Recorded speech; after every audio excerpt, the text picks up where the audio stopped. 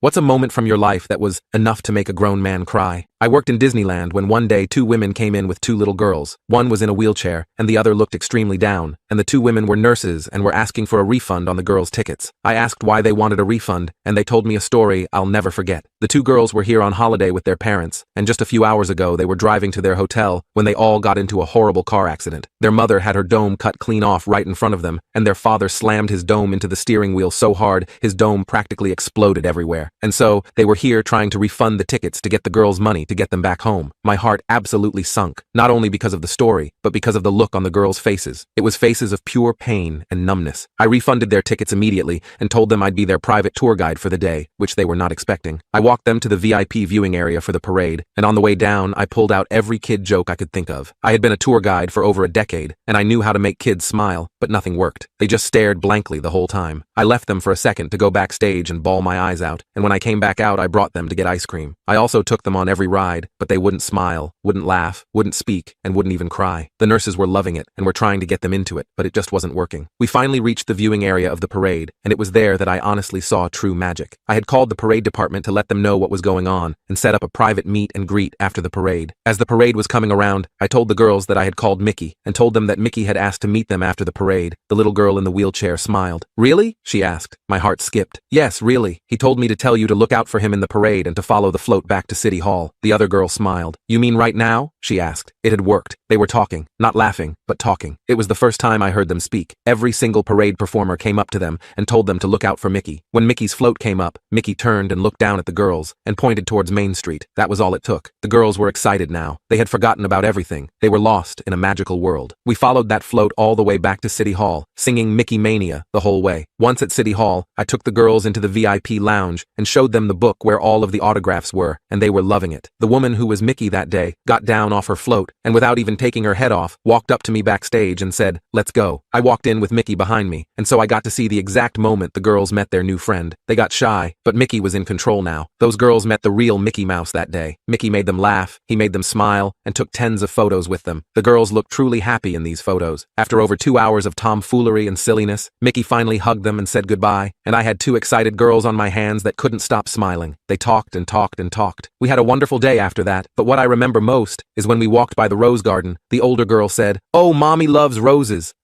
And she stopped. I held out my hand and walked her to the gate, picked her up and put her on the other side and said, "Pick one." She looked happy as she picked out her favorite rose. She didn't say anything more, and she didn't need to. I said goodbye to the wonderful nurses and the wonderful girls, then walked backstage behind the train station.